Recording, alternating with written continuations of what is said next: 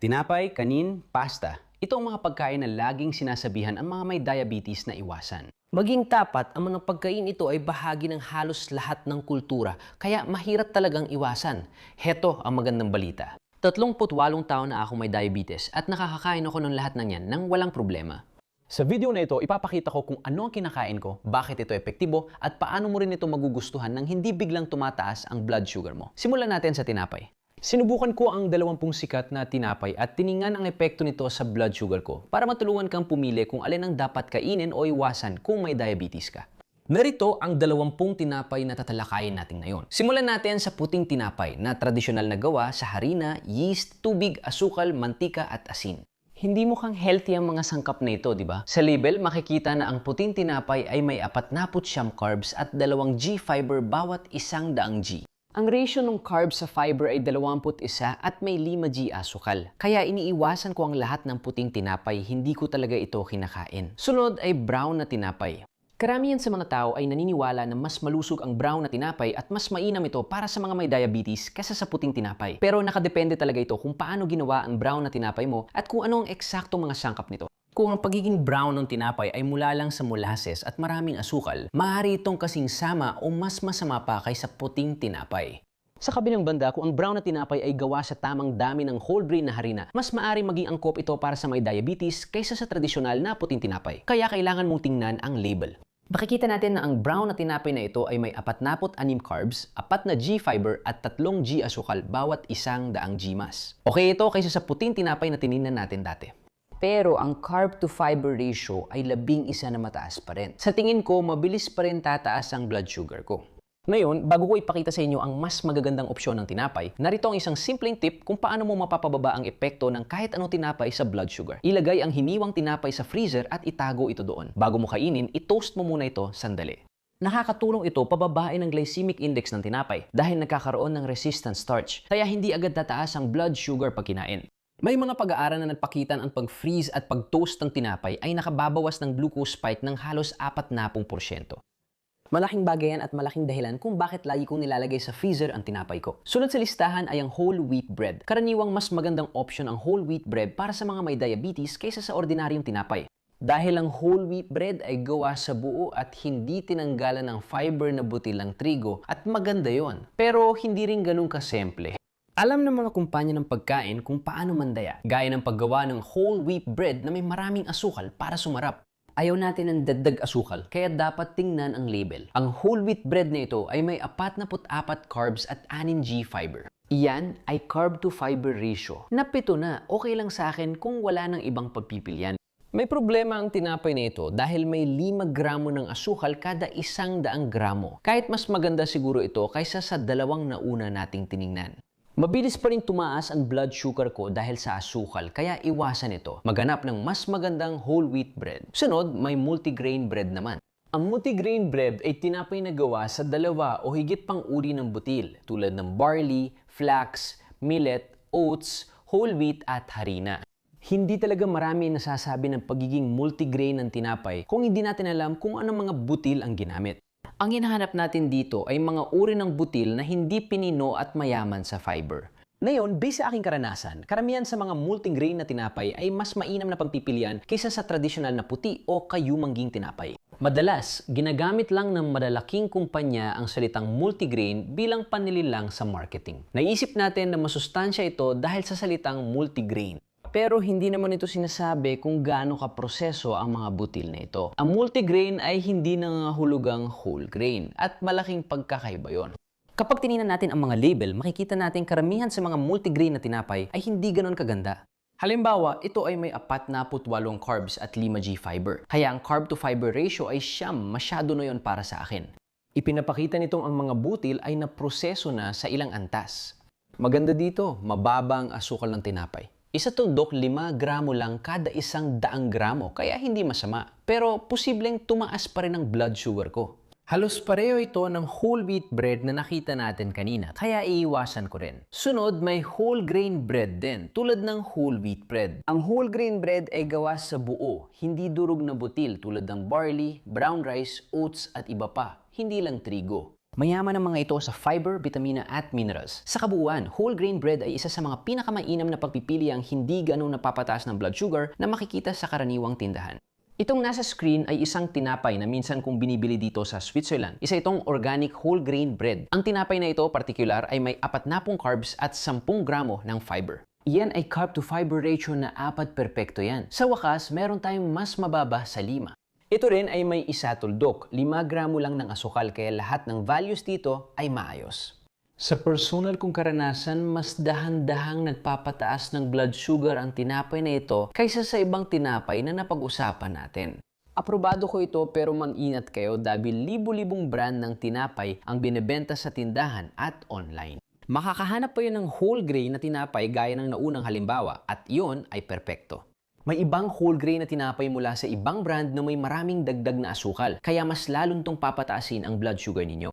Kaya lagi kong chin-check ang likod ng label para makita ang totoong nutritional values. Ang susunod na 5 uri ng tinapay sa aking listahan ay baguette, brioche o croissant, ciabatta, focaccia at cornbread. Pwede nating ilagay lahat ng tinapay sa isang basket at matatapos ko agad dahil hindi mo dapat galawin ang basket na ito.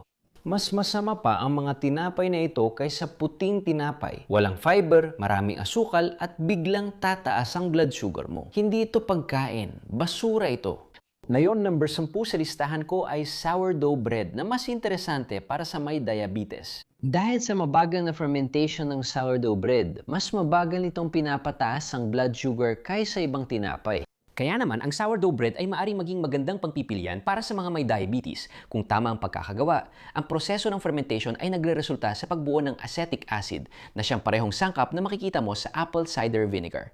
Kung napanood mo ang mga dati kong video, alam mo na may magandang epekto ang acetic acid sa blood glucose. Nakakatulong itong mapigilan ang pagtaas ng blood sugar matapos kumain ng carbohydrates. Tandaan, hindi pareho ang lahat ng sourdough bread kaya kailangang tingnan ang label. Itong particular na sourdough na ito ay may 51 carbs at 2 gramo lang ng fiber. Yan ay carb to fiber ratio na 23 at ang target natin ay 5. Kaya, mabuti ba o masama ang sourdough na ito para sa blood sugar natin? Sa totoo lang, malamang na mas mabuti ito kaysa sa white bread kung pareho lang din ang kanilang nutritional label. Pero sa sourdough na ito, di tayo matutulungan ng fermentation process at acetic acid. Hindi sapat ang fiber sa tinapay na ito, kaya mabilis nitong mapapataas ang blood sugar natin. Iwasan ang sourdough na ito, maghanap tayo ng mas maraming fiber at mababang asukal na tinapay. Susunod, ipapakita ko ang pumpernickel bread. Ang tinapay na ito ay gawa sa rye flour, yeast at sourdough bilang pangunahing sangkap. Ang pumpernickel bread ay may 5x, mas maraming fiber kaysa sa karaniwang tinapay. Eksakto itong hinahanap natin. Meron din itong sourdough. Ang pumpernickel ay may acetic acid na nakakatulong pang mabawasan ang biglang pagtaas ng blood sugar pagkatapos kumain ng pumpernickel bread. Mukhang kamangha-mangha, kaya tingnan natin ang label at ang aktual kong karanasan sa pumpernickel. Itong particular na ito ay may 47 carbs at 7 fiber. Kaya ang carb to fiber ratio ay 7 mas mataas ito kaysa sa gusto kong makita. Pero ngayon, ayos lang sa akin kasi 0.5 gramo lang ng asukal ang tinapay na ito. Nagkaroon ako ng magandang karanasan sa pumpernickel bread nung nasa US. Maganda ang epekto nito at hindi masyadong tumaas ang blood sugar ko pagkatapos kainin. Ang totoo, kakaiba at matapang ang lasa ng tinapay na ito kaya baka hindi magustuhan ng iba pero gusto ko ito. Subukan mo ang pumpernickel bread, inirekomenda ko ito.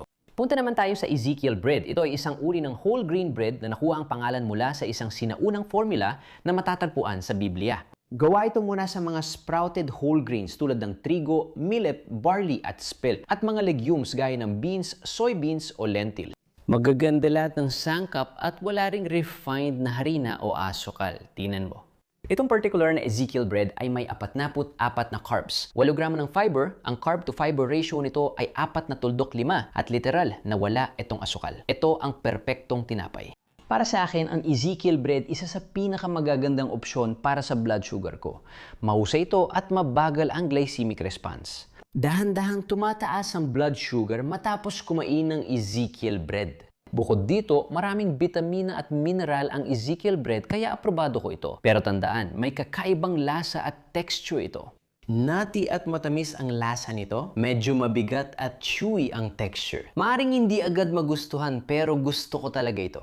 By the way, kung bibili ka ng Ezekiel bread or ibang sprouted bread, mabilis itong masira kaya dapat kainin agad. Itago ito sa ref o sa freezer kung gusto mo itong iimbak ng mahigit sa ilang araw. Kung ang tinapay mo ay hindi tumatagal sa room temperature, kadalasan maganda ang kalidad. Golden rule na yan. Sunod ay rye bread. Ang rye bread ay gawa sa harina mula sa butil ng rye. Ang butil ng rye ay mayaman sa iba't ibang nutrisyon at mas mababa ang glycemic index kumpara sa trigo, halimbawa. Kaya ang rye bread ay talagang magandang opsyon para sa mga may diabetes. Ngayon, may iba't ibang klase ng rye bread. May maganda, may hindi. Kaya gaya ng dati, kailangan nating tingnan ang label. Itong particular na rye bread ay may 48 carbs at 6 gramo ng fiber. Yan ay carb to fiber ratio na 8 na medyo mas mataas kaysa sa gusto kong makita. Isa pong problema sa rye bread na ito ay may halos 4 na gramo ng asukal kaya iwasan ko. Pero sa pangkalahatan, magandang option pa rin sa akin ang rye bread. Kung walang mas maganda, ito na lang pipiliin ko. May iba't ibang bersyon, baka may whole grain rye bread na mas mataas ang fiber at mas mababa ang asukal kaysa rito, na mas maganda para sa blood sugar. Ang susunod na dalawang uri ng tinapay sa listahan ko ay pita bread at naan bread. Kadalasan ang mga ito ay sobrang naproseso, napakataas ng carbs at napakababa ng fiber. Bukod dito, kalimitang sinasabay sila sa mga pagkaing hindi rin malusog at nakakasama sa blood sugar control.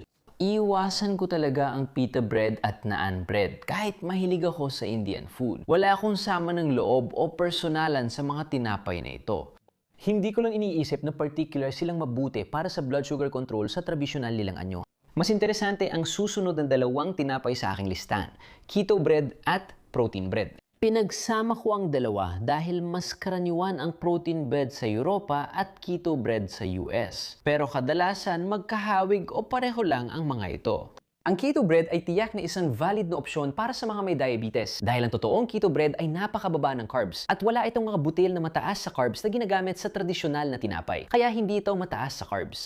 Kadalasan ginagamit nila ang almond flour, coconut flour, psyllium, itlog at minsan cream cheese. Napansin ko na kapag kumakain ako ng tunay na keto bread, halos hindi tumataas agad ang blood sugar ko. Ang keto bread na ito ay may 11 sa carbs at 8 gramo ng fiber kada hiwa. Ito ay may carb to fiber ratio na mas mababa sa dalawa. May 4 na gramo itong protina at walang dagdag na asukal. Kaya maganda talaga at hindi nito tataasan ang blood sugar ko. Kapag pumipili ng keto o protein bread, mag-ingat dahil mababa man sa carbs, maaring mataas sa taba at calories. Kung gusto mong mabawas ng timbang, hindi laging maganda ang keto bread. Sa karanasan ko, pinapalala pa nito ang insulin sensitivity ko. Mas nagiging insulin resistant ako kapag kumakain ng matatabang pagkain. Marami ring keto bread ang may artificial na sangkap na maaring hindi maganda sa iyo. Kaya lagi suriin ang listahan ng sangkap at label. May dalawa pa akong tinapay sa listahan, flax at chia bread. Magandang pagpipilian ang flax at chia seeds para sa may diabetes dahil mataas ang fiber nito at mababa sa calories. Ngayon, madalas may ibang sangkap ang mga tinapay bukod sa chia at flax seeds, kaya dapat nating tingnan ang mga ito. Itong particular na organic flax at chia bread ay may 30 carbs at 11 gramo ng fiber at ang ratio ng carbs sa fiber ay mas mababa sa 3 na napakaganda. Halos 3 gramo ng asukal ang laman nito. Gayunpaman, aprobado ko pa rin ang particular na tinapay nito dahil sa tingin ko ay balanse ang mga values nito. At based sa karanasan ko, hindi naman ganun kalala ang pagtaas ng blood sugar mula sa ganitong klase ng tinapay. Ngayon, dapat pa rin tayong mag-ingat sa mga marketing tricks. Kasi may mga tinapay na chia at flax na halos gawa lang talaga sa 100%, puti at pininong harina. Tapos, nilagyan lang ng ilang chia seeds o flax seeds sa ibabaw ng tinapay. Malayo sa hinahanap natin, magkaiba ang values at puting tinapay lang talaga yon. Mag-ingat kayo dyan. Palaging pumili ng tinapay na may mababang glycemic index at carb to fiber ratio na hindi lalampas sa 8, mas maganda kung 5, at pinakamababang asukal. Huwag din kalimutang i-freeze ang tinapay. Ano ang pinakamainam na klase ng bigas para sa mga taong may diabetes? Gusto kong malaman para sa sarili ko, kaya bumili ako ng 20 klase ng bigas at sa loob ng 20 araw, kinain ko bawat isa. Habang sinusubukan ko ito, nagsuot ako ng continuous glucose monitor. Dito ko nakita kung gaano kalaki ang tinaas ng blood sugar ko matapos kumain ng bawat uri ng bigas. Sa video, ipapakita ko ang pinaka blood sugar friendly na bigas na nasa mangkok na ito. Mababahagi ako ng masasarap na alternatibo sa bigas at ituturo ko kung paano gawing blood sugar friendly ang kahit anong bigas. Ito ang gagawin natin. Ayusin ko lahat ng bigas na tinest ko sa 3 mangkok. Pulang mangkok para sa mga bigas na nadudulot ng matinding pagtaas ng blood sugar, dilaw na mangkok para sa mga bigas na nadudulot ng katamtamang pagtaas ng blood sugar, at berdeng mangkok para sa mga bigas na blood sugar friendly na nadudulot lang ng bahagya o walang pagtaas ng blood sugar. Magsimula tayo sa long grain white rice, ang pinaka-popular sa North at South America at Africa. Ang bigas na ito ay butil-butil at mahimulmol, may banayad na lasa at kadalasang gamit sa stir-fry o casserole. Gusto ko ring malaman ang epekto nito sa blood sugar ko. Ang isang serving ng nilutong long grain white rice ay may 46 carbs, 2 protina at halos walang taba o fiber. Ngayon, tandaan mo, kapag mas maraming carbs lang kinain mo, mas malaki ang pagtaas ng blood sugar mo. At yan mismo ang nangyari sa akin. Pagkakain ko ng isang mangkok ng kaning ito, mabilis tumaas ang blood sugar ko at lampas pa sa gusto ko. Kaya nilagay ko ang long grain white rice sa pulang mangkok. Hindi ito ang pinakamagandang pagpipilian para sa may diabetes. Lilinawin ko, hindi ko sinasabing bawal ang puting kanin. Pero ang punto ko ay, kumain ng mas maliit na bahagi tuwing kukuha mula sa pulang mangkok. Subukan din ang blood sugar hacks na babanggitin ko mamaya. Sunod naman ay ang whole grain rice na kilala rin bilang brown rice. Ang bigas na ito ay mas matigas at mas chewy kumpara sa puting kanin. Meron itong nutty na lasa at madalas gamitin sa mga pagkaing pangkalusugan. Hindi ito ang pinakamasarap na kanin na natikman ko, pero blood sugar friendly ba ito? Suriin muna natin ang mga numero. Ang whole grain brown rice ay may 41 carbs bawat serving, bahagyang mas mababa kaysa sa puting kanin. Pero bukod pa dyan, meron din itong 5 gramo ng protina, 4 na gramo ng fiber at 3 gramo ng taba. Mukhang magandang senyales ito. Ang carbs sa kanin ito ay hindi puro, kaya dahan-dahan nilang tinaas ang aking blood sugar at ganun na ang nangyari. Tumaas man ang glucose ko matapos kumain ng brown rice. Mas mababa ito kaysa sa white rice. Kaya nilagay ko ang whole grain rice sa dilaw na mangkok. Mas mabuti ito para sa blood sugar ng may diabetes, lalo na kasabay ng pagkain sa bilaw na mangkok. Alam ko na, maaari akong kumain ng katamtamang dami at hindi mag-aalala na masyadong tataas ang aking blood sugar. Binibigyan pansin ko pa rin ang tamang dose at timing ng insulin para manatiling normal ang blood sugar ko.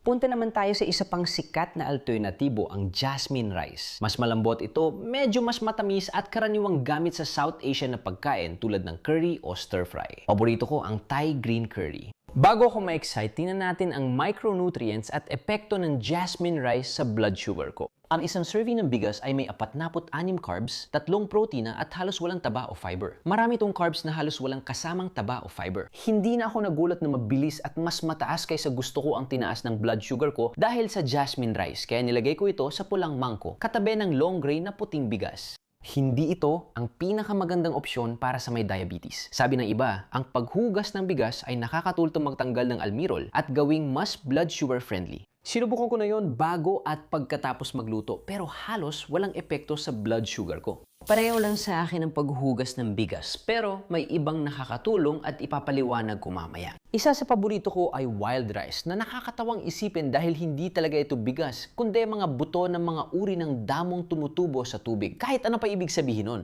Ang bigas na ito ay whole grain, may nutty na lasa, chewy na texture at mataas sa nutrisyon. Alamin natin kung maganda ito para sa blood sugar ko. Ang wild rice ay may 42 carbs, 6 protina at 4 na G fiber bawat isang bahagi.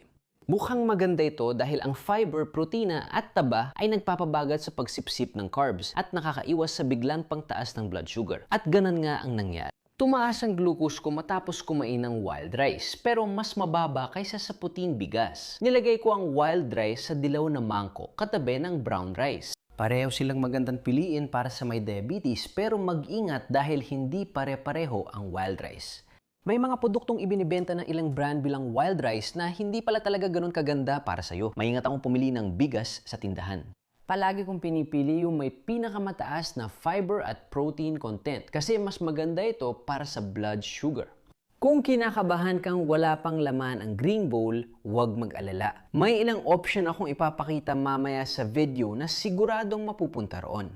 Pero ang susunod na popular na opsyon na gusto kong pag-usapan ay basmati rice. Magaan at malambot ito at medyo amoy popcorn. Karaniwan itong gamit sa Middle East at Indian dishes gaya ng biryani at curry. Ang isang serving ng basmati rice ay may 46 carbs, 3 protina at halos walang taba o fiber. Kaya makikita na ang pattern dito. Lahat ng alternatibo sa puting bigas ay puro naked carbs dahil madalas silang sobrang pagproseso at natanggalan ng sustansya. Pagkakain ko ng basmati rice, kasing bilis at taas din ang pagtaas ng blood sugar ko tulad ng sa jasmine rice. Hindi nakakagulat, hindi diabetes-friendly ang basmati rice, kaya nasa pulang mangkok ito. Kumakain pa rin ako paminsan-minsan, pero iniiwasan kong susobrahan. Pero hayaan mong ibahagi ko sa iyo ang aking munting sikreto kung paano gawing mas blood sugar-friendly ang kahit anong klase ng kanin. Napansin ko na kapag inilalagay ko sa ref ang nilutong kanin ng ilang oras at saka iniinit bago kainin, mas mabagal tumaas ang glucose ko. Nagbibigay ito ng kapansin-pansing pagbuti sa aking blood sugar levels pagkatapos kumain. Nag-research ako at may nakita akong ilang pag-aaral na sumusuporta na ang paraang ito ay nagpapababa ng glycemic index ng kanin para sa mga may type 1 at type 2 diabetes. Kung gusto mo, subukan mo ang hack na ito sa susunod na kakain ka ng kanin at sabihin mo kung paano ito gumana. Ngayon, pag-usapan natin ang isang espesyal na bigas, ang black rice. May lasa itong parang mani at earthy, malagkit at mas mabigat kaysa puting bigas, pero gusto ko. Ang karaniwang luto ng black rice ay may 42 na carbohydrates, 3 gramo ng fiber at napakayaman din sa protina at taba.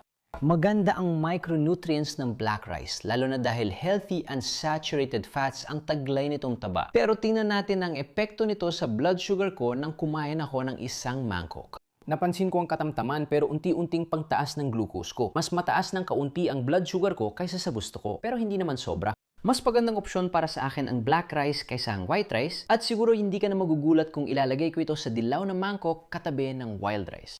Sunod, gusto kong pag-usapan ng isang pamalit sa kanin na talagang gusto ko. Sa totoo lang, isa ito sa mga paborito ko sa listahan, ang cauliflower rice. Ang pangunahing benepisyo ng cauliflower ay hindi ito kanin, gulay ito, kaya mababa siya calories. Mayroon itong vitamin C at K at maganda rin itong source ng antioxidants. Madali lang gawing kaninang cauliflower, gadgari lang ito hanggang maging butil. Tapos maglabi ng isang kutsara ng olive oil sa malaking kawali. Igisa ang cauliflower sa katamtamang init ng apoy ng mga 6 hanggang 8 minuto para matanggal ang karamihan ng tubig at magdagdag ng kaunting asin. Ang kalalabasan ay talagang mukhang kanin at parang kanin din ang lasa. Ang isang serving ng cauliflower rice ay may 5 carbs, 2 G protein at 2 G fiber. Nakadepende sa dami ng olive oil ang taba nito. Nang kumain ako ng mangkok ng kaning ito, nanatili sa tamang antas ang blood sugar ko. Kaya nilagay ko ang cauliflower rice sa berdeng mangkok. Walang duda, kumakain ako ng kahit anong dami ng cauliflower rice at hindi na ako nag-aalala sa blood sugar ko. Sa totoo lang. Alam ko na baka ayaw mo ng cauliflower rice at mas gusto mo pa rin ng totoong kanin. Ayos lang yan. Dahil may sobrang simpleng paraan kung paano ka makakakain ng karaniwang puting kanin at magagawa mo pa rin maging blood sugar friendly ang buong pagkain. Ganito ang gagawin mo. Hatiin mo ang plato mo sa 3 bahagi. Ang isang bahagi ay para sa kanin mo. Ang pangalawang bahagi naman ay para sa mga gulay na hindi mataas sa starch tulad ng cauliflower, broccoli o spinach. Makakatulong ito sa pagdagdag ng fiber, pagpapabagal ng pagtaas ng blood sugar, at ang huling bahagi ay para sa lean proteins mo. Para mabalanse ang blood sugar matapos kumain, piliin ng manok na walang tamis, curry, avocado o iba pang gusto mo. Ang ibang sangkap sa plato mo ay nakakatulong para makontrol ang blood sugar mo pagkatapos kumain. Iwasan lang ang pagdagdag ng butter chicken. Susunod ay sushi rice na medyo controversial. Malambot, malagkit at matamis ito, kadalasang gamit sa sushi rolls at rice bowls.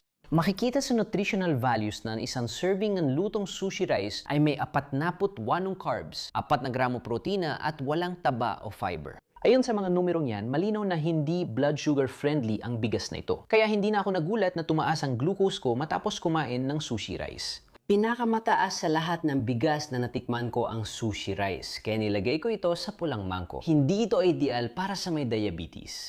Sa totoo lang, madalas may kasamang mamantikan isda, avocado, cream cheese at iba pang matatabang sangkap ang sushi na kinakain ko. Mas bumabagal ang pagtaas ng asukal ko sa dugo at mas tumatagal ito kumpara sa sushi rice lang. Kita ang diferensya sa graph na ito, kaya yon ang dahilan. Kung gumagawa pa rin ng insulin ng katawan mo, maaring manatili sa normal ang asukal mo sa dugo kahit makakain ka ng katamtamang dami ng sushi. Kung may type 1 diabetes ka tulad ko, baka kailangan mong baguhin ang insulin dose bago kumain. Dinadagdagan ko ito ng kaunti at hinahati ko rin sa mas mahabang panahon para mabagal maabsorb ang carbohydrates. Ginagawa ko rin to sa iba pang pagkain mataas sa carbohydrates at taba, hindi lang sushi o rice bowl. Susunod naman ay pulang bigas na kahawig ng itim na bigas pero magkaiba. Nutty at earthy ang lasa nito, mas matigas at hindi kasing lapot ng itim na bigas. Ang karaniwang bahagi ng nilutong pulang bigas ay may 47 na carbohydrates, 4 na gramo ng protina, 3 gramo ng taba at 2 gramo ng fiber. Di masama ang macros, pero susuriin ko epekto ng pulang bigas sa blood sugar. Nang kumain ako ng regular na bahagi, tumaas ng malaki ang blood sugar ko. Mas mataas ang epekto ng pulang bigas kaysa black rice o whole grain pero hindi kasing taas ng puting bigas. Pinili kong ilagay ang pulang bigas sa dilaw na mangkok. Paminsan-minsan lang ako kumain ito at kapag kinakain ko ito, sinisikap kong huwag sumobra at maging mainat sa insulin bago kumain. Ngayon, pag-usapan naman natin ang isa pang interesting na bigas, ang GABA rice. Espesyal ang bigas na ito dahil ibinabad at pinatubo. Malambot at medyo chewy ang texture pero masarap talagang lasa. Ang isang bahagi ng lutong GABA rice ay may 43 carbs, 4 na gramo ng protina at 2 gramo ng fiber. Laging pinupuri online ang bigas na ito bilang healthiest na alternatibo. Laging curious ako kung paano ito makakaapekto sa blood sugar ko. Sa totoo lang, nadismaya ako kasi pagkatapos kong kumain ng GABA rice, mas tumaas ang blood sugar ko kaysa inaasahan. Bago ang test, inaasahan kong sa green bowl mapupunta ang GABA, pero hindi. Sa yellow bowl ito napunta, katabi ng red rice. Interesting option ito para sa may diabetes pero hindi ito pinaka-best. Ang kasunod sa listahan ay hindi lang kanin, kundi halo ng white rice, whole grain quinoa at red lentil. Isa rin ito sa mga paborito ko. Ito ay healthy, napaka-nutritious at masarap talaga ang lasa. Makikita sa mga numero na ang isang mangkok ng rice mix ay may 38 carbs, 8 grams protina at 5 grams fiber. Kahanga-hanga ito. Pagkatapos kong kumain ng isang mangkok ng rice mix na ito, unti-unting tumaas ang glucose ko sa ilang oras pero hindi ito sobra at natuwa ko nang makita ngayon. Di man kasing blood sugar friendly ng cauliflower rice ang rice mix na ito. Mas okay pa rin siya kaysa ibang packaged rice na subukan ko at malapit ang lasa sa totoong kanin. Nagpasya ko ilagay ito sa bilaw na mangkok, pero ito pa rin ang pinaka-blood sugar friendly na option sa mangkok na ito. Huwag kang mag-alala, may isa pa akong option na paparating na ilalagay ko naman sa berdeng mangkok ngayon. Maganda sa rice mix, pwede kang gumawa ng sarili mong bersyon sa pagdandan ng gusto mong legumes at grains na halos sabay ang oras ng pagluluto. Mas mainam ang lentil, barley o farro dahil mababa ang glycemic index nila, pero depende pa rin sa panlasa mo. Susunod naman sa aking listahan ay risotto rice. Manambot at creamy ang texture nito, banayad ang lasa at gamit sa Italian risotto at iba pang creamy na kanin. Makikita sa macros na ang isang mangkok ng lutong risotto rice ay may 47 carbs, 4 na gramo protina at 1 g fiber. Hindi mukhang blood sugar friendly ang mga numero, kaya tingnan natin anong nangyari nang kumain ako ng isang mangkok ng kanin. Mabilis tumaas ang glucose ko sa loob ng kalahating oras at sa kabuuan, mas mataas ang pangtaas ng blood sugar ko kaysa sa gusto kong makita. Nilalagay ang risotto rice sa pulang mangkok tuwing kakain, kaya bantayan ang dami ng kain at blood glucose. May mahalagang bagay din tungkol sa risotto rice na dapat mong malaman. Karaniwang niluluto ang tradisyonal na Italian risotto gamit ang mantikilya, parmesan, keso at olive oil. Iyan ang dahilan kung bakit malapot at creamy ito pero nadaragdagan ng taba. Tulad ng sushi, pinapabagal ng taba ang pagtaas ng blood sugar ko at mas matagal itong mataas kaysa kapag kanin lang ang kinain ko. Kaya tandaan mo ito sa susunod na kakain ka ng risotto. Ngayon, punta naman tayo sa pinakapaborito kong kanin. Kahit technically hindi ito kanin, deserve pa rin itong isama sa listahan, lalo na kung low carb ang hanap mo. Ang jelly-like at translucent na kanina ito ay mula sa halamang konjac na mayaman sa tubig, dahon at soluble fibers. Ang isang serving ng shirataki rice ay may 5 gramo ng carbs pero halos lahat nyon ay fiber at halos walang protina o taba. Bukhang maganda talaga yan. Tingnan natin ang epekto ng shirataki rice sa blood sugar ko. Nagulat ako na hindi tumaas blood sugar ko matapos kumain ng isang mangkok kaya napunta ang shirataki rice sa berdeng mangkok. Walang duda, ito ang pinakamahusay na low carb na pamalit sa kanin. Pero kailangan kong aminin, hindi masarap ang shirataki rice kainin mag-isa. Pero tulad ng puting kanin, neutral din ang lasa nito. At kapag nilagyan mo ito ng sauce o karne, kaya nitong sumipsip ng lasa ng mga sauce ng maayos. At nagiging masarap talaga ang pagkain mo. Ngayon, punta naman tayo sa pasta na dati napapataas ng blood sugar ko. Nakakita ako ng pasta na mas friendly sa blood sugar at mas magandang paraan ng pagkain nito. Pag-usapan natin ang pasta, isang versatile at madaling lutuin na comfort food na paborito ng marami. Pero karamihan ng pasta meals ay napapataas ng blood sugar mo ng sobra at pinananatili itong mataas ng matagal. Paano kung sabihin kong hindi kailangan ganon? Sinimulan ko ang paglalakbay para hanapin ang pinaka-blood sugar friendly na pasta. Sinuri ko ang nutritional values ng bawat pakete at sinubukan ang daan-daang pasta meals sa bahay at restaurant. Naging game changer ang research na ito para sa akin. Kaya sa video na ito, gusto kong bigyan ng rating ang 10 iba't ibang klase ng pasta base sa kanilang lasa at kung paano nila naaapektuhan ang blood sugar ko para matulungan ka magdesisyon kung alin ang pinakaangkop para sa'yo. At bilang bonus, sa dulo ng video na ito, ituturo ko sa iyo ang 7 practical na tips na makakatulong sa iyo na mapanatiling kontrolado ang blood sugar mo. Kahit anong pasta pakainin mo, simulan natin sa pinakasikat sa mundo. Sigurado ako may Barilla spaghetti kang nakaimbak sa kabinet. Klasikong Italian pasta ito na gawa sa semolina mula durum wheat at tubig. Hindi naman masama ang semolina bilang harina. Mas mainam ito kumpara sa all-purpose na puting harina na ginagamit sa paggawa ng puting tinapay. Pero ang isang maliit na bahagi ng Barilla pasta na ito ay may halos 40 carbs. May 7 gramo lang itong protina at mababa sa 2 gramo ng fiber, kaya mabilis maging glucose ang starch. Para sa may diabetes, hamon ito. Para subukan ito, kumain ako ng maliit na bahagi ng Barilla spaghetti na may simpleng tomato sauce. Kahit nag-insulin ako, tumaas pa rin ang blood sugar ko hanggang mga 200 mg kada deciliter. Kaya kahit nasiyam sa 10 ang puntos ko para sa masarap itong lasa, 2 lang sa 10 ang ibibigay ko dahil sa negatibong epekto nito sa blood sugar. May kabuuang 11 puntos para sa klasikong Barilla spaghetti na ito. Ngayon, gusto kong linawin ang isang bagay. Hindi mahalaga kung anong hugis ng pasta ang piliin mo. Pareho lang ang epekto nila sa blood sugar. Ang mahalaga ay ang mga sangkap at nutritional na halaga. Kaya tingnan naman natin itong egg linguine. Medyo kakaiba ito kumpara sa klasikong pasta dahil naglalagay ang gumagawa ng 3 itlog sa masa kada pakete. Kaya mas malasa ng kaunti ang pasta. Ang maliit na serving ng egg linguine ay may 38 carbs, 8 protina at 2 fiber. Mas mababa ang carbs at bahagyang mas mataas ang protina kaysa sa regular na pasta. Maganda sana ang dagdag na itlog, pero pang try ko ng maliit na serving, halos 170 ang blood sugar ko. Mas mababa kaysa klasikong spaghetti, pero mas mataas pa rin sa gusto ko. Bibigyan ko ng 9 sa 10 ang egg pasta sa lasa at 3 sa 10 dahil malaki ang epekto sa blood sugar, kaya may 12 puntos. Susunod, isa sa mga paborito ko. Ito ay lokal na organic whole grain penne mula sa aking tindahan. Ang kaibahan lang nito sa traditional na pasta ay gawa ito sa whole grain semolina. At gaya na makikita mo, mahalaga talaga ito kapag tiningnan natin ang mga nutritional value. Ang maliit na serving ng whole grain pasta ay may 36 carbs, 7 protina at halos 4 na edge fiber. Kaya mas mababa ang carbs at doble ang fiber kaysa traditional na pasta. Mahalaga ito dahil ang fiber ay carbohydrate na hindi natutunaw ng katawan. Pinapabagal din ito ang pagtunaw kaya mas mabagal at banayad ang pagtaas ng blood sugar. Nang tikman ko ang maliit na serving nito na may simpleng tomato sauce, umabot sa 100 at 6 na po ang blood sugar ko. Hindi man perpekto pero ayos na rin. Mas nutty ang lasa at mas chewy ang whole grain kumpara sa tradisyonal na pasta. Pero okay lang sa akin kaya ibinibigay ko ito. 8 sa 10 sa lasa, 6 sa 10 sa epekto sa blood sugar, kabuang 14 na puntos. May bago tayo ng ungguna, masarap at hindi masyadong napapataas ng blood sugar. Narito pa isang halimbawa ng whole grain pasta gawa sa spelt flour, isang sinaunang kamag-anak ng makabagong trigo. Ang whole grain spelt pasta ay may bahagyang mas magandang nutrisyon at mas magandang epekto sa blood sugar kumpara sa whole grain pasta na gawa sa semolina flour.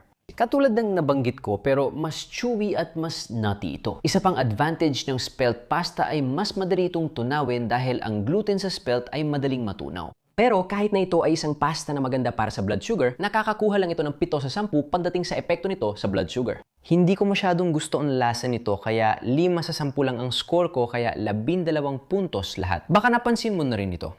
Ang mga healthy na whole grain pasta ay kadalasang may kulay na parang kayumanggi. Pero mag-ingat ka dahil hindi ibig sabihin na kulay brown ay maganda na agad para sa blood sugar. May mga murang pasta rin na kulay brown pero kulay brown lang sila dahil sa dagdag na pangkulay at mga partikular na proseso. At dapat talagang iwasan mo ang mga iyon. Lagi kong tinitingnan ang sangkap at nutritional value, hindi lang kulay, bilang pangkalahatang gabay. Palagi akong pumipili ng may mas kaunting carbs, mas maraming fiber at mas maraming protina para masiguradong nakakakuha ako ng pasta na hindi masyadong nakakaapekto sa blood sugar. Ngayon, sa protina naman, may ibang-iba naman ako para sa'yo. Masustansya at puno ng protina ang dalawang pasta na ito at mas nakokontrol ang blood sugar kaysa tradisyonal na pasta. Ang isa ay chickpea fusilli na gawa sa chickpea flour. Mas mataas ito sa protina at fiber kaya nakakatulong pabagalin ang pagtunaw at mabigay ng tuloy-tuloy na enerhiya. Ang isang maliit na serving ng chickpea pasta na ito ay naglalaman lamang ng humigit kumulang 29 na gramo ng carbs, 12 gramo ng protina at 5 gramo ng fiber. Kaakit-akit ang nutritional profile ng pasta na ito para sa may diabetes dahil hindi nito masyadong pinapataas ang blood sugar. Matapos kong kainin ang chickpea pasta na may tomato sauce, napansin kong mas stable at mababa sa 100 at tapat na po ang blood sugar ko buong oras. Ang pasta na ito ay may kaunting lasa ng chickpea at mas matigas ang texture kumpara sa tradisyonal na mga bersyon. Hindi ko ito binigyan ng higit sa 5-10 sa lasa pero nabigyan ko ng 8-10 dahil sa magandang epekto sa blood sugar. Kaya 13 puntos ang kabuang score. Yung isang pakete na pinakita ko sa iyo kanina ay may red lentil fusilli na gawa sa red lentil flour. May 30 at 1 gramo ng carbs, 15 gramo ng protina at 3 gramo ng fiber. Ang red lentil pasta ay mataas din sa protina at isang masustansyang pagpipilian. Nang kinain ko ang red lentil pasta, umabot lang sa 100 at 4 na pong mga per deciliter ang blood sugar ko. Kaya okay lang sa akin, pero hindi masarap ang lasa. Kahit nakuha ng lentil pasta na ito ang 8-10 para sa epekto sa blood sugar, bibigyan ko lang ng 4-10 dahil sa matapang na lasa. Sa kabuuan, 12 puntos. Siya nga pala, kung katulad kita at hindi mo gaanong gusto ang lasa ng lentil pasta, baka gusto mong subukan ng isa sa mga fortified na brandang pasta. Halimbawa, ang Barula Plus Sinis ay pinaghalong semolina at red lentil flour, kaya mas lasang totoong pasta. Tandaan na mas tataas ang blood sugar mo kaysa sa pasta na gawa sa legumes. May 4 pa tayong ibang pasta na susuriin at 2 rito ay 10 sa 10 kaya huwag kang alis. Sunod ay isa pang plant-based na pagpipilian na puno ng magagandang sangkap, ang black bean spaghetti. 2 sangkap lang ang pasta na ito, organic black bean flour at tubig at napaka-nutritious nito. Ang maliit na bahagi nito ay may 19 na gramo lang ng carbs, 11 gramo ng fiber at kamanghamanghang 25 gramo ng protein. Ang mataas na fiber at protina ay kahanga-hanga dahil mas mabagal matunaw ang pasta na ito kaysa sa mga nabanggit natin. Nang subukan ko ito sa simpleng sarsa ko, dahan-dahang tumaas blood sugar ko mga 1 oras matapos kumain. Pero hindi ito lumampas ng 120 mg kada deciliter. Napakaganda nun. Ang tanging hindi maganda sa pasta na ito ay malakas at makalupang lasa nito na madaling matabunan ang banayad na sarsa. Mas gusto kong kumain ng pasta na gawa sa beans na may malasa at matinding sarsa. Para sa epekto sa blood sugar, bibigyan ko ito ng 9 sa 10. Pero sa lasa, 3 lang sa 10 kaya ang kabuuan ay 12 puntos. Ngayon, ipakikilala ko ang mas batang kapatid ng black bean spaghetti. Pero baka siya pa ang kuya dahil mas mataas ang score niya kaysa sa black bean spaghetti. Ang tinutukoy ko ay edamame bean spaghetti mula sa organic soybean, harina at tubig. Ang maliit na bahagi ng plant-based at gluten-free na pasta na ito ay naglalaman lamang ng 20 gramo ng carbs, kung saan 13 gramo ay fiber at mayroon din itong 24 na gramo ng protina. Katulad ng black bean pasta ang halaga nito at halos pareho ang blood sugar response ko. Maganda. Pero heto ang pinakamagandang bahagi. Ang edamame pasta ay may banayad at bahagyang gulay na lasa. Mas makinis din ang texture kaysa ibang legume pasta. Nagulat ako kung gaano kaangkop ito sa sarsa nang hindi nito natatabunan ng sarsa. At iyan ang dahilan kung bakit binibigyan ko ang edamame pasta ng matibay na 6 sa 10 para sa lasa at napakagandang 9 sa 10 para sa epekto sa blood sugar. May kabuang 15 puntos na siyang pinakamataas na score sa ngayon. Pero sunod, gusto kong pag-usapan ang isang bagay na talagang espesyal. Sinama ko ito sa dulo ng video dahil kakaiba ito sa ibang pasta sa listahan at halos walang epekto sa blood sugar. Ipakikilala ko ang shirataki o konjac noodles. Hindi man ito tunay na pasta, bagay pa rin ito sa listahan, lalo na kung gusto mo ng low-carb na option. Ang translucent at jelly na noodles na ito ay gawa sa konjac plant na halos tubig at soluble fiber lang ang laman. Ang maliit na serving ng noodles na ito ay may 2 carbs, karamihan ay fiber at halos walang protina o taba. Halos 0 calories at carbs na ito. Nang subukan ko ang shirataki, namangha ako. Kahit naubos ko ang malaking mangkok, hindi tumaas blood sugar ko. Pero ano ang kapalit? Sa totoo lang, iba talaga ang texture ng konjac noodles kumpara sa traditional na pasta. Medyo madulas ang pakiramdam nila at may banayad, halos walang lasa. Di man sila bagay sa traditional na pasta. Gusto ko pa rin ang lasa nila, lalo na sa Asian style na pagkain. Binigyan ko ng 6 sa 10 ang shirataki noodles sa lasa at 10 sa 10 dahil halos wala itong epekto sa blood sugar. Kaya may total silang 17 puntos. May bago na tayo ng ungguna. Alam kong iniisip ng iba, Tom, tama na ang kalokohan sa chickpeas at shirataki. Gusto ko ng totoong pasta. Ikukwento ko ang pinakamasarap na pasta na natikman ko. Artisanal na spaghetti na gawa sa maliliit na batch gamit ang tradisyonal at mabagal na paraan. Mas marami silang nutrisyon, mas malasa, at magaspang kaya kapit ang sarsa. Sobrang sarap at kakaiba talaga ang pasta na ito. Medyo disadvantage lang, kadalasan itong artisanal pasta ay mabibili lang sa mga specialty store at mas mahal, mga triple ang presyo kumpara sa Barilla Spaghetti. Sinubukan ko ang Mancini Classic Line kahit may whole meal silang variant na mas okay sana sa blood sugar ko. Pero gusto ko talaga ang totoong pasta. Pero ang maliit na bahagi ng Mancini Spaghetti ay may 4 na put. 2 carbs pinakamarami sa lahat ng pasta na nabanggit natin. Nag-insulin na ako pero umabot pa rin sa mahigit 200 at 20 ang blood sugar ko matapos kumain ng maliit na porsyon nito na may simpleng tomato sauce. Ito na ang may pinakamataas na blood sugar sa lahat ng pasta na natikman ko. Pero masasabi ko sulit dahil sobrang sarap ng spaghetti na ito. Bibigyan ko ito ng 10 sa 10 sa lasa pero isa sa 10 sa negatibo mong epekto sa blood sugar kaya 11 puntos lahat. Ngayon, dilinawin ko lang ang isang bagay. Posibleng kumain ng high-carb na pasta tulad ng artisanal pasta nang hindi tumataas ng husto ang blood sugar. Basta tama ang paraan. Ipaliwanag ko kung paano. Ang problema sa traditional na pasta ay mataas ito sa starch at carbohydrates. Kaya mabilis tumaas at manatiling mataas ng mas matagal ang blood sugar. May mga paraan naman para maiwasan ito. Nagsisimula lahat sa paghahanda. Pinakamainam lutuin ang pasta hanggang al dente, ibig sabihin firm at medyo chewy pag ginagat. Mas mababa ang glycemic index ng pasta at based sa karanasan ko, mas mabagal at kaunti ang pagtaas ng blood sugar ko kumpara sa sobrang lutong malambot na pasta. Isa pang bagay na pwede mong gawin para mapababa ang glycemic index ay banlawan ang nilutong pasta gamit ang malamig na tubig at palamigin ito. Kapag ginagawa ko yon, nagiging resistant starch ang ilang parte ng almirol sa pasta. Kaya parang hibla ito at hindi ganun tumataas ang blood sugar ko. Kahit hindi ako ganun mahilig sa malamig na pasta salad, napapansin ko na mas maganda ito para sa blood sugar kumpara sa mainit na pasta. Narito ang isa pang practical na tip pangatlo. Sa Italia, tradisyonal na unang putahe ang pasta, tinatawag na primi piatti. Sa Italian na restaurant, maliit ang tradisyonal na bahagi, mga 2 unsa ng tuyong pasta o 4 unsa kapag niluto. Sa kasamang palad sa labas ng Italia, karaniwan na makakuha ng malaking mangkok ng pasta na 2 o kahit 3 beses na mas malaki kaysa sa tradisyonal na bahagi. Hindi mo kailangan iwasan ang pasta kung may diabetes ka, pero bantayan mo ang dami ng kinakain dahil mahalaga ito at malaki ang epekto. Makakatulong ito para mapanatili mong kontrolado ang iyong blood sugar. Sa katunayan, isa pang ginagawa ng mga Italyano at ito ang ika-4 ay bago kainin ang unang putahe, kumakain muna sila ng antipasti. Isang pampagana. Ang pampagana ay nagbibigay sa iyo ng magandang pagkakataon na makakuha ng maraming fiber at protina bago ka pa man kumain ng anumang carbohydrates. Ngayon, kapag sinabi kong pampagana, hindi ko tinutukoy yung puting tinapay na madalas nilang inilalagay sa harap mo kapag umuupo ka sa isang restaurant. Huwag mong galawin ang pesting tinapay na yan. Tinutukoy ko ay salad na may berdeng dahon, carpaccio o gulay at pampagana mula lean na karne o seafood. Karaniwan maganda itong source ng fiber at protina na tumutulong gawing mas stable ang blood sugar kahit pagkatapos kumain ng pasta. Mamaya, lilipat tayo sa tip number 5. Nalaman ko sa pagsusuri ko na mahalaga ang pagpili ng tamang sarsa para sa pasta, tulad ng pagpili ng tamang pasta. Makikita mo rito ang naging epekto sa blood sugar ko matapos kumain ng kaanting pasta na may marinara sauce. Bahagyang tumaas, pero bumaba rin pagkatapos ng ilang oras.